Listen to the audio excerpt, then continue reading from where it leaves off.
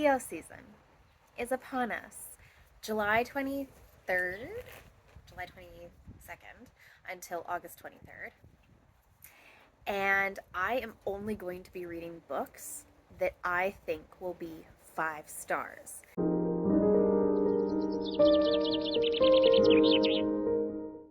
Good morning, everyone. This is the start of a new vlog. I just finished my mid-year freakout tag, and I am super unhappy with where my reading is at.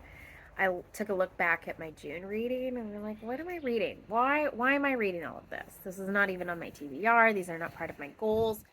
Let's get back to the good reading. Now, here's the funny thing. I started writing down all these books that I believe will be 5 stars for me. And I noticed a theme. I'm going to see if you can figure out the theme as I'm suggesting them. So the first one that I've picked is called 3 Fires. This is a nice, tidy little short one. This is a historical narrative, which in past has not been my favorite. However, we're going to hope that this is going to be my 5-star. It is about a man called Savonarola, and he is kind of like the original, well, maybe not the original, but like he's super charismatic. He would predict things that would happen. People believed that God spoke to him, whether or not that was true or not. And he basically was like riding high in power and had all of these followers. And then he had a bit of a downfall. So it should be an interesting read. The next one that I really want to read is called Rosewater. From what I remember that it's about, this one is a science fiction. It won the Arthur C. Clarke Award at this date. There's some sort of bubbled biome dome that people are living in, and then there's people on the other side. The next one that I want to read is The Name of the Rose, which is a medieval mystery by Umberto Eco, and it is like a classic, I have watched the movie like years ago, and I remember absolutely loving it, and I just have this sense like I am going to love this book. It is about monks, it is about being in a monastery, and there's all the interworking relationships about all of them, and I'm excited. And then the last one, what was the last one? Oh yes, the last one is Red Mars. So Red Mars is the Kim Stanley Robinson that I have on my to-read list for the top 10 for the year, and this one is about terraforming Mars. It is a chunky one, but I am super duper excited. I'm gonna alternate between audio and physically reading this one because thankfully my library has the audio for it. Did you figure out the theme? Everything is kind of red or fiery. So I'm going with it. Leos are made of fire. We are passionate people. Let's do this. Okay, you're probably wondering, Karen, why do you keep filming out on your porch? Well, it's the second that I have away from my kids to film. So, in this short amount of time, let me have a teeny tiny brief update on 3 Fires. This is part of my prediction, my 5-star prediction in this reading. Anyway, doesn't matter. 3 Fires. This is fantastic. I don't normally love historical narrative novels. Like even earlier this year, I DNF'd The Art Thief because of that.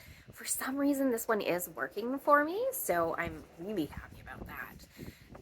This starts out with a whiz bang. Like literally the first chapter is about him getting rejected. Like he's so in love with this girl next door, and she's a bastard.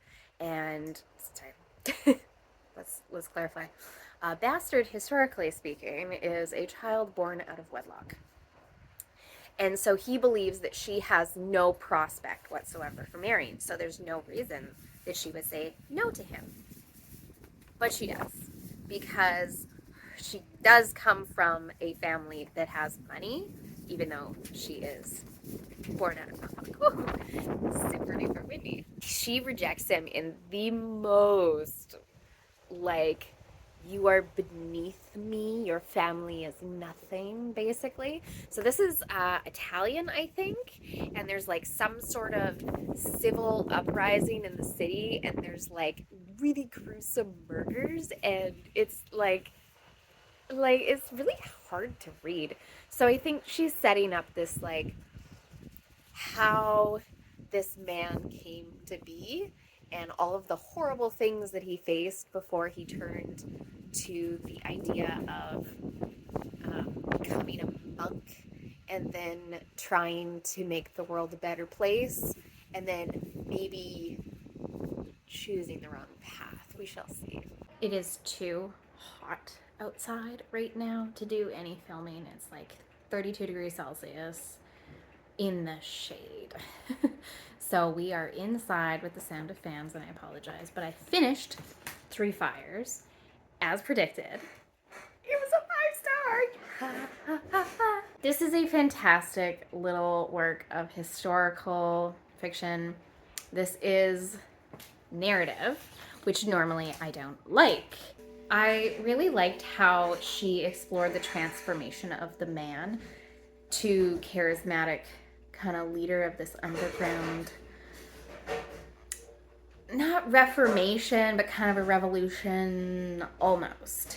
So he's got a lot of opinions about how the church is run. And he's got a lot of opinions about how cities are being run. His first few sermons just fall flat. And then eventually they absolutely pick up because he hones his craft of oratory speaking, and he becomes this charismatic person. And it's funny just to see this transformation of this like man who's kind of like sniveling and unlikable and nobody wants to hear what he has to say to he's got his own followers and they're called snivellers because they're like wailing and stuff. And the funny part of her narrative is that he just can't stand them because they're constantly wailing while he's trying to give some sort of serious talk, and it's rather enjoyable. The last part was really tough to read. So, I mean, this whole thing was tough to read in terms of violence against other humans. It is not for the faint of heart, that is for certain. Violence against children. And then this man, Savonarola, he gets captured.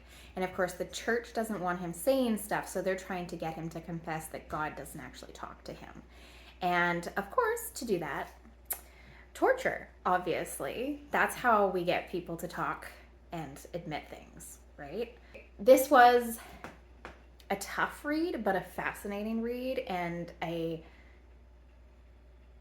just a little snapshot through the eyes of one man trying to make a bit of a change in Italy in the 1400s. I adored this.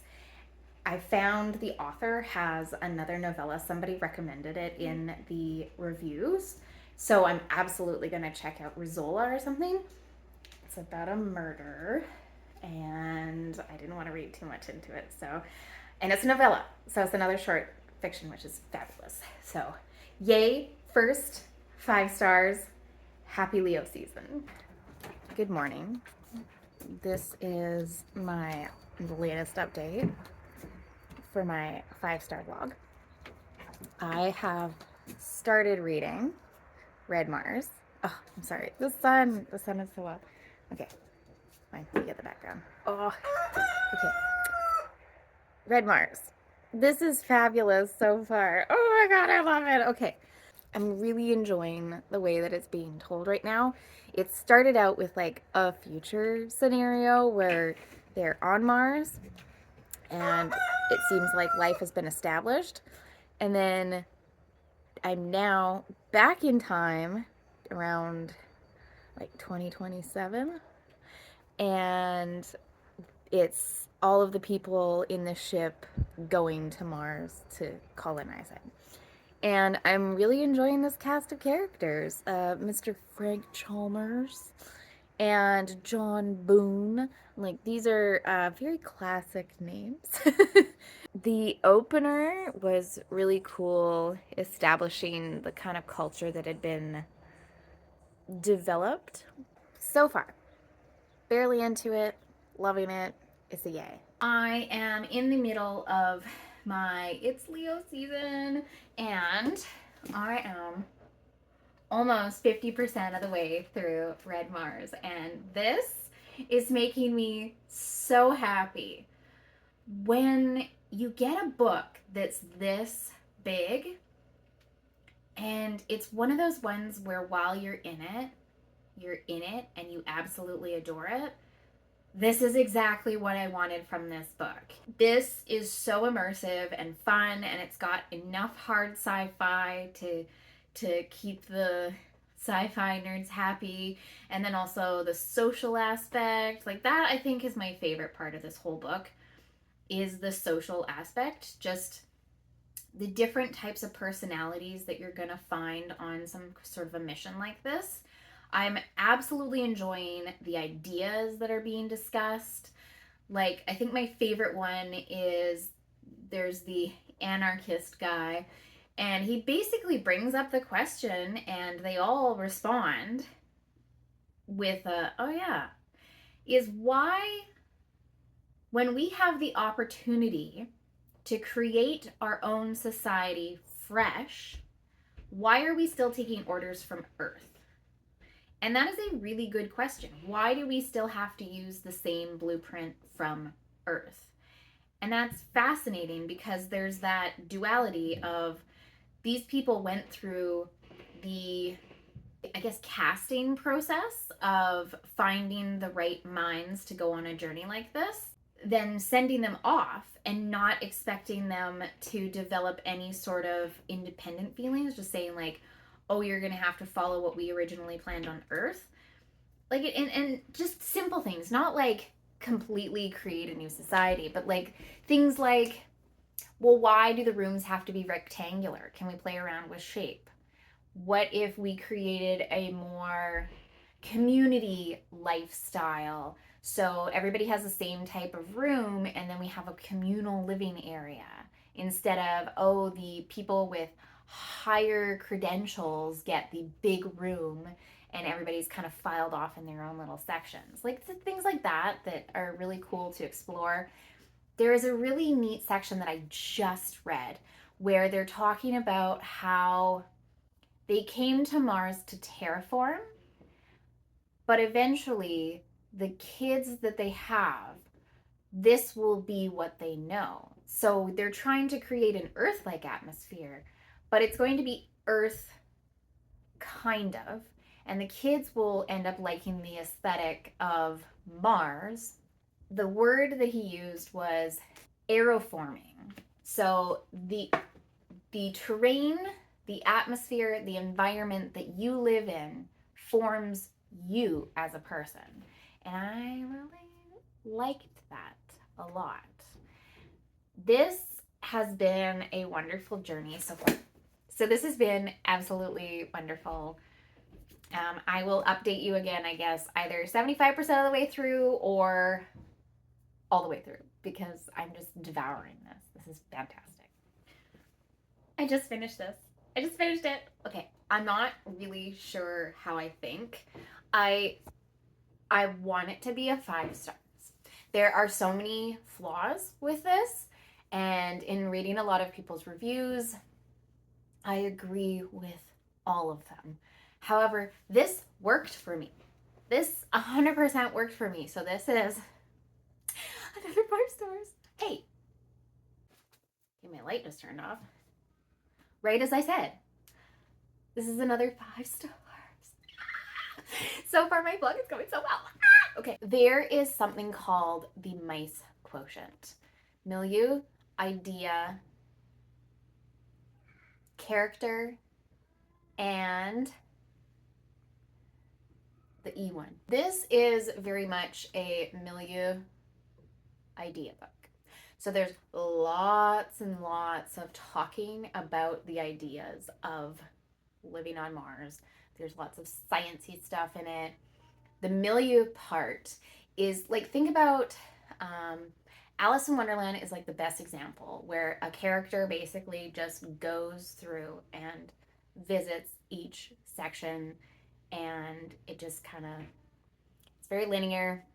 They just travel. This is definitely milieu. You are starting with the characters, and you basically just follow them as they colonize Mars and terraform and deal with rebellion and, oh, so many differing opinions and how things can kind of go south. I really enjoyed this one, and I think I enjoyed it because of the ideas and the social commentary, the idea of cyclical humans. Like, humans are just going to keep doing what humans do as much as you have really good intent for it. This is the type of book that feels like you could read it and read it and read it and read it, and there are peaks and valleys, but there's no real climax. And the ending had me kind of go, well, that was it? Anything else? It just kind of was like, there was like a little peak, and then whoop.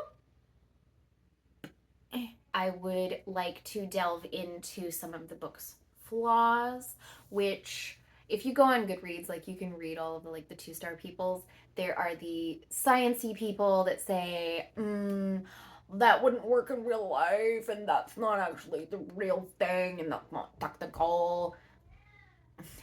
I'm going to suspend my disbelief with that one. There are so many books out there that it's not really believable, but, like, who cares, right? Just enjoy the story. If you want to read the next book, which is Red Mars, Green Mars, Blue Mars. And then I was looking at a bunch of his other books too, and he's got a red moon. So I wonder if that's all about colonizing the moon. So I'm considering reading more of his stuff because I just really enjoyed it, and he's got a way of writing that just flows. 5 stars. This is a 5-star for me because of the ideas. I didn't really connect with the characters, but I'm okay to put that aside for the adventure and the journey that we went on, that was the thickness of this book, and the fact that I kind of felt like the ending needed more, to me makes it a 5 stars, because I wanted there to be more. After 500 pages, I wanted there to be more. Let's keep going. Leo season, you are on fire. Book number 3, I have started Rosewater, and it's not, I wasn't quite right about it. So it's about a biodome that appeared, and it's maybe alien, and it opens like once a year, some sort of portal, and people jump in, and there's some kind of healing process. Anyway, the city that it's set in is built around this in sort of a donut shape, and so everybody lives around this thing. Also, even cooler, it is set in Nigeria, which I just love books set in just different places. So already this book is interesting. Then our main character, he's kind of like an IT guy. So I don't quite understand the technology yet. I'm like 10% of the way in, and I'm trying to grasp it. He works for a bank.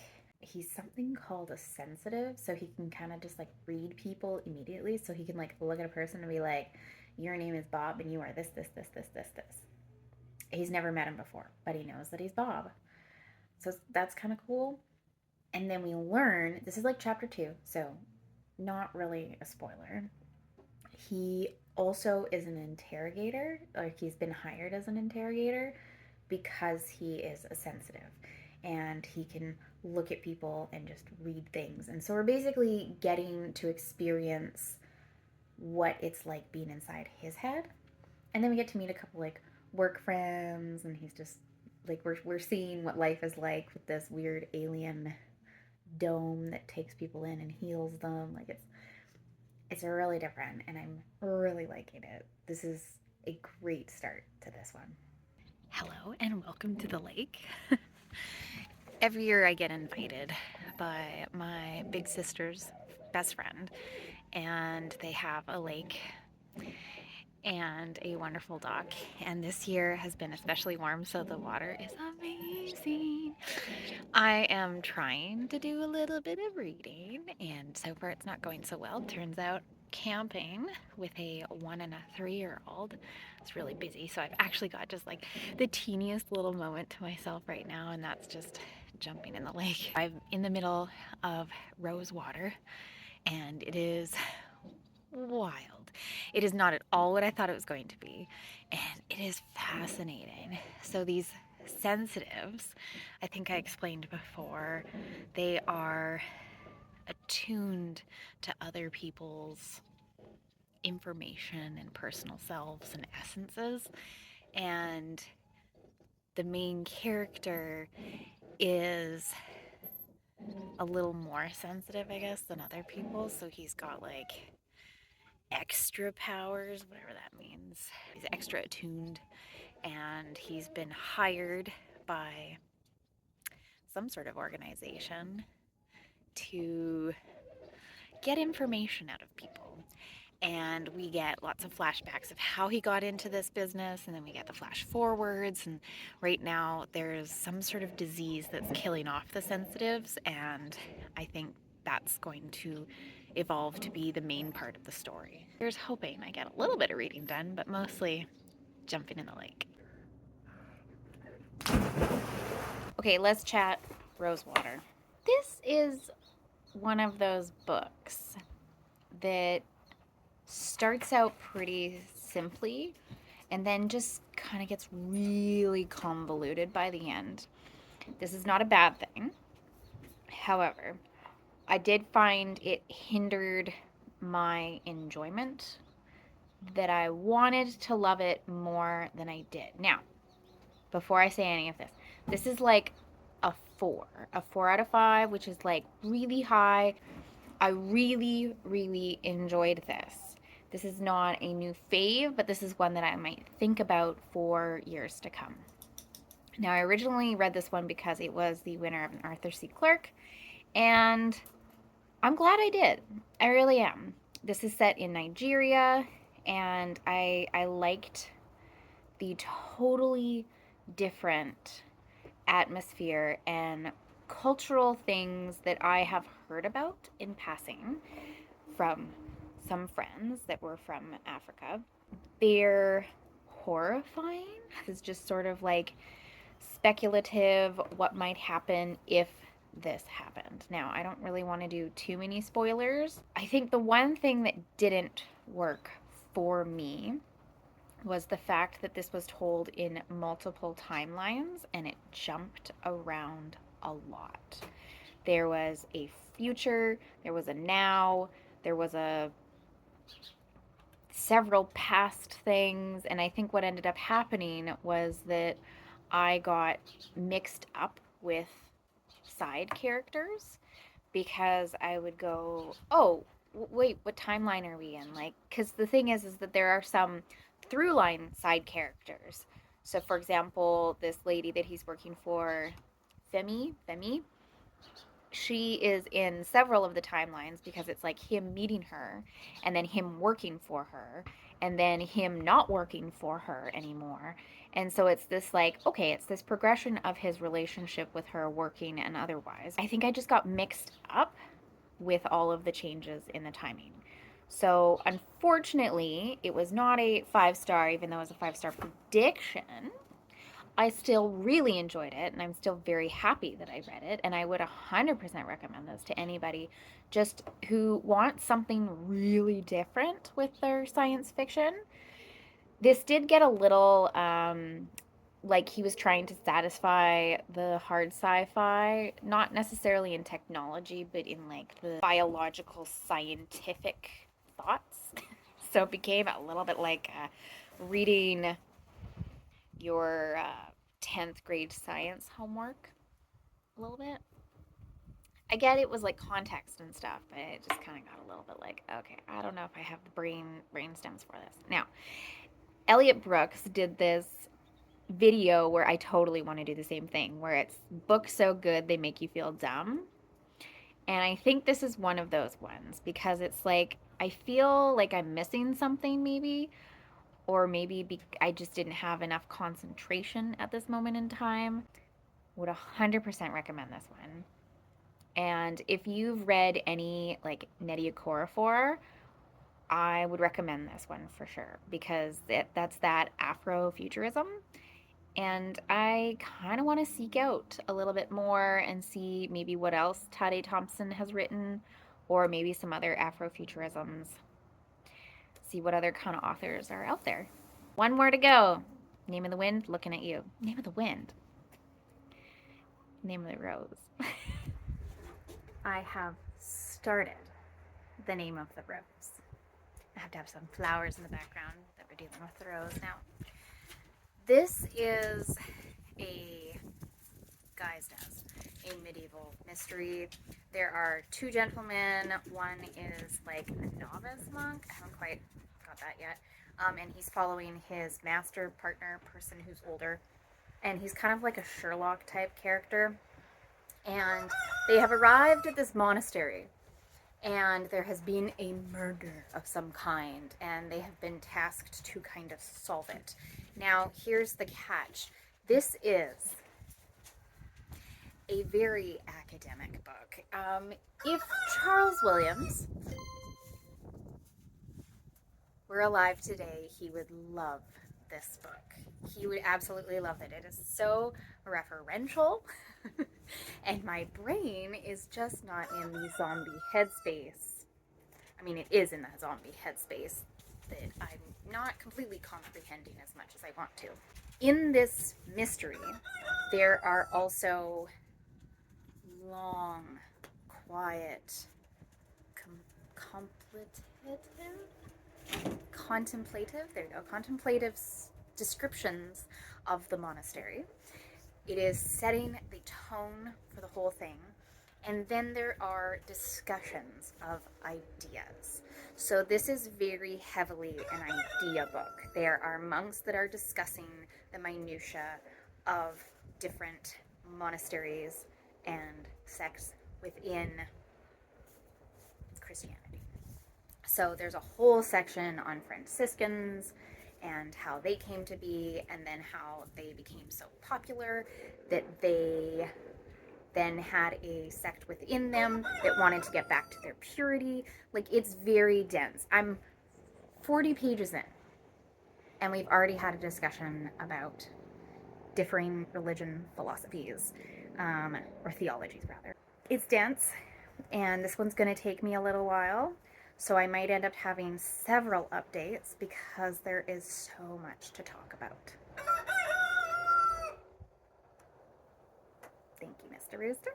Just had the most amazing thunder showers last night. We don't normally get thunder showers, and we got them, and I was so excited that I stayed up late past 1 just trying to listen to all of the thunder. Where was I going with this? I just woke up. The Name of the Rose. The Name of the Rose. I am not very far, not gonna lie. Maybe 25%. It's slow going. It's a lot slower than I thought I would. It's meaty. It's really dense. And Umberto Eco is like, here, let me flex and show you how much Latin and historical context, and also let me describe an entire manuscript for pages. And it's wonderful. It's literally a love. Thank you, cows. It's literally a love letter to the medieval world monastery. It's just a little slower, and there are lots of debates in it, which is kind of cool. I'm really enjoying the debates between the brothers. Like, they're basically kind of barbing each other, just like, or baiting each other. An example, a really simple example of one is, I mean, the brothers are kind of not getting along, so one basically brings up a thing that another one knows is going to provoke him, and basically is like, well, how do you know Jesus didn't laugh? And the other guy's like, laughing is terrible. Laughing makes you doubt. And then they like basically throw Bible quotes and religious men, and it's literally a debate over whether or not Jesus laughed. And it just reminds me the minutia of debating within the Christian world. Something as simple as Christ laughing can divide two people. The Name of the Rose.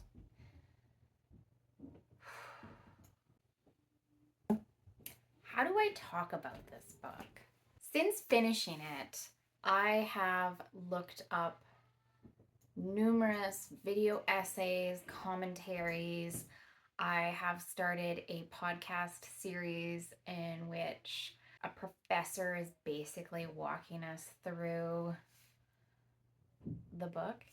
I didn't want to spoil myself by looking up any information about this book before going in. I probably should have, because then I would have known that it was a lot more dense than I originally thought it was going to be. It is a translated work that was originally in Italian, and I have since learned that the syntax and the sentence structure is modeled after Latin, so the sentences tend to be a bit longer than what we're used to. This is, I would say, a love letter to medieval scholarship, debates, and manuscripts, and the houses in which they are transformed. This is a murder mystery adjacent. So the murder mystery is the thing that propels the story forward. But within this story, we are getting glimpses into this time period. Umberto Eco chose this specific time period. I want to say the 1320s. I will put it right here and I will correct myself in editing.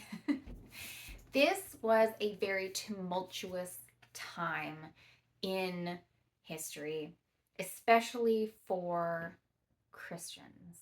There were popes.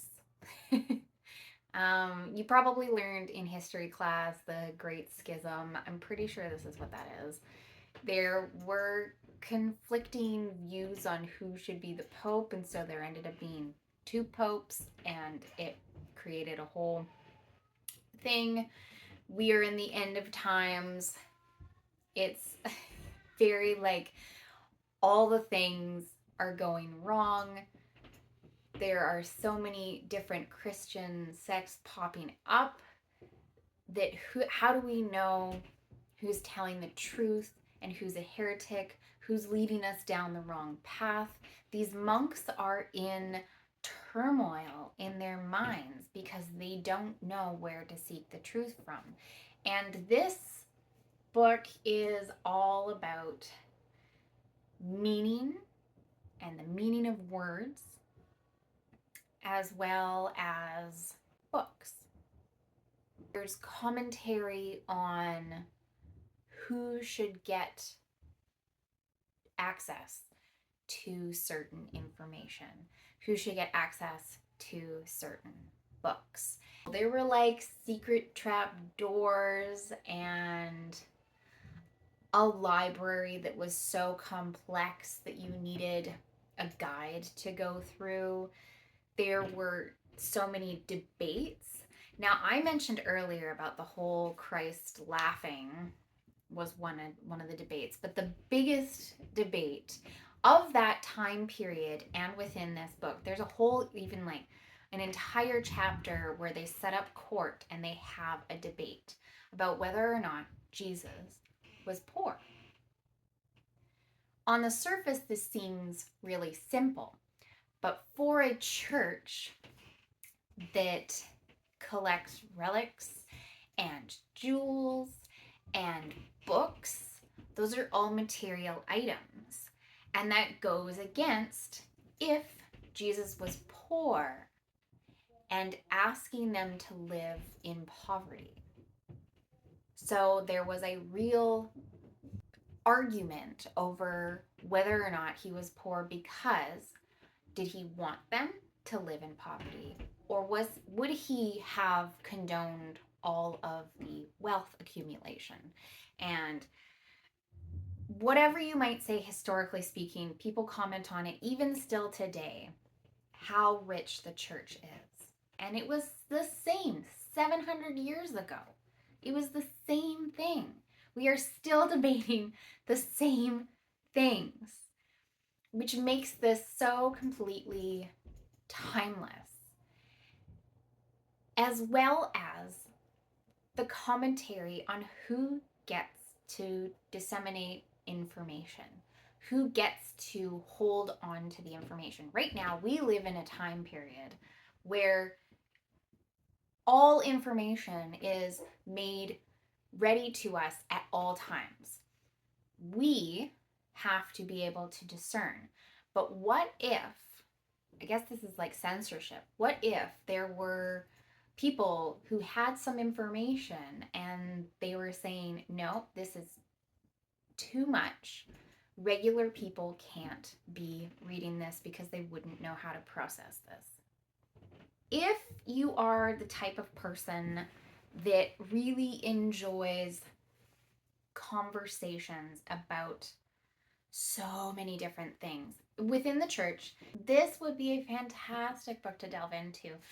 And if you are overwhelmed with the idea of it, there are so many guides out there. There are quite graphic depictions of,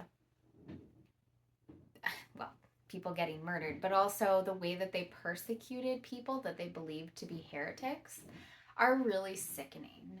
And I think one of the best quotes in this was that this particular person wasn't seeking to find the guilty person. He was wanting to burn the accused. We call that now a witch hunt, but that's exactly what it is. We are like that as a society sometimes. We just want to see somebody suffer for whatever action, and it just doesn't matter what the truth is. And that's really unfortunate. The professor that I was listening to, he had a very good description on how to read this book. He said, if you do not agree with the worldview presented in this book, you're going to have a very hard time reading this because you are going to be constantly on the defense and you're just not going to go with it. And he suggests just put everything out the window and just go with it because it is so logically laid out. And you have to remember, this is all historical. So these were the thoughts and the mindset of monks in the 14th century. So you just go with it and you can just experience what that life must have been like. I don't know if you can tell. This was a very easy 5 stars for me. This was a 5 stars probably about that far into the book. I knew this was a new 5-star read for me. I have no business reading this right now. I have no business reading this right now.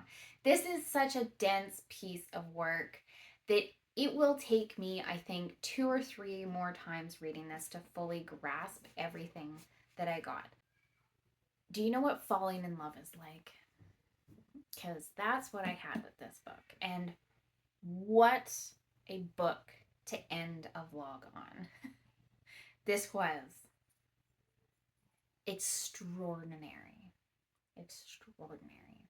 This was my reading like a Leo vlog, reading only the best, and wow, did I end it with the best. Out of the 4 books that I picked, 3 of them were 5 stars. This was such a success. Such a success. I will be riding this high for a long time. My name is Karen. I am the Book Libraut, and I explore all different types of books. Thank you so much for watching. We'll see you again soon.